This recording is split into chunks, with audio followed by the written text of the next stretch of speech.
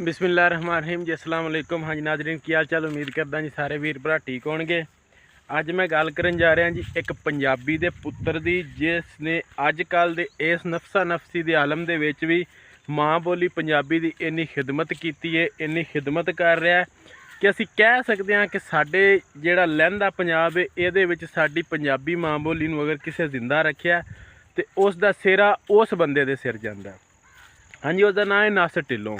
ਉਹ ਨਾਸਿਰ ਢਿੱਲੋਂ जिन्हें इस साल दूजी इंटरनेशनल पंजाबी कॉन्फ्रेंस करवाई है, जिथे साडे हक दीयां गल्लां कीतियां गईयां ने, जिथे चढ़दे पंजाब दे अद्धा चढ़दे पंजाब दे पंजाबी भरा उत्थे आए ने। उन्हां नूं उत्थे लैके आना, वो स्टेज मुहैया करवाना, उत्थे वो गल्लां करनियां। यकीन करो एक कोई माई दा लाल नहीं कर सकता सी, और नासिर ढिल्लों ही सी जिन्हें इन्ने लोग उत्थे सद ले और उत्थे साडे हक की गल की गई, साडी माँ बोली पंजाबी की गल की गई। और 3 दिन ये कॉन्फ्रेंस चलती रही है तो 3 दिनों के विच जिन्ने उत्थे मेहमान आए पूरी दुनिया तो, ठीक है, इस इन्नी रूह खुश हुई, चित्त खिड़िया कि इस बंदे नूं खराजे तहसीन पेश करने वास्ते असी चलो होर कुछ नहीं कर सकते तो कम से कम उन्हां ते असी एक वीडियो तो बना दईए।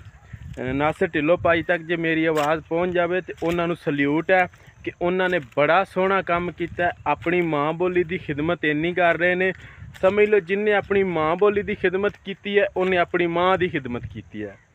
तो चंगी माँ का जाया होया ये बंदा जेड़ा अपनी माँ बोली के सिर ते इस नफसा नफसी के आलम के विच भी, इस महंगी तरीन दुनिया के विच भी रह के ते माँ बोली नूं टाइम दे रहा, और उस मुल्क दे विच जिथे साडी गल दी सुनवाई नहीं की जाती। नासिर ढिल्लों भाई दे नाल नाल मैं शुक्रिया अदा करना उन्हां शख्सियतां नूं जिन्हां ने उन्हां दा साथ दिता, इस मैदान दे विच उन्हां दा साथ दिता ते ये मैदान जित्तिया।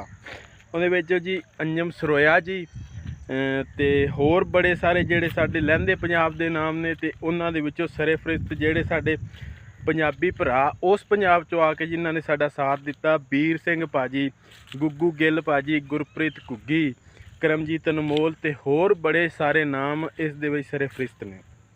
सारियां दा धन्नवाद, बहुत बहुत शुक्रिया जिन्हां ने सानू टाइम दिता, साडी माँ बोली नूं टाइम दिता और साडे हक दे लई अपने काम धंधे छड्ड के आए और साडा हक जिहड़ा लोगां दे सामने रखिया, साडी माँ बोली दी गल कीती।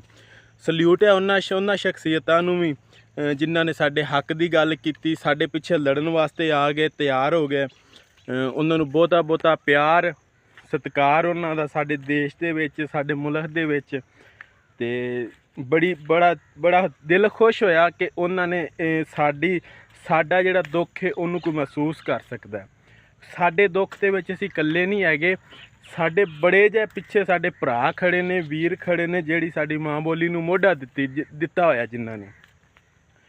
ते असी तो समझ रहे सा कि असी उजड़ गए हैं, साडी जिहड़ी माँ बोली है इसकी गलबात नहीं होएगी, लेकिन इन्हां सूरमियां ने विखा दिता करके कि इंज भी हो जाता है। तो अल्लाह ताला बेशक राह खोलदा, तुसी टुरो सही किसी राह दे उत्ते। ते नासिर ढिल्लों भाजी तुहानूं सल्यूट है, तुहाडी जुरत नूं सल्यूट है। जींदे वसदे रहो, तरक्कियां माणो, रब तुहानूं होर तरक्कियां देवे।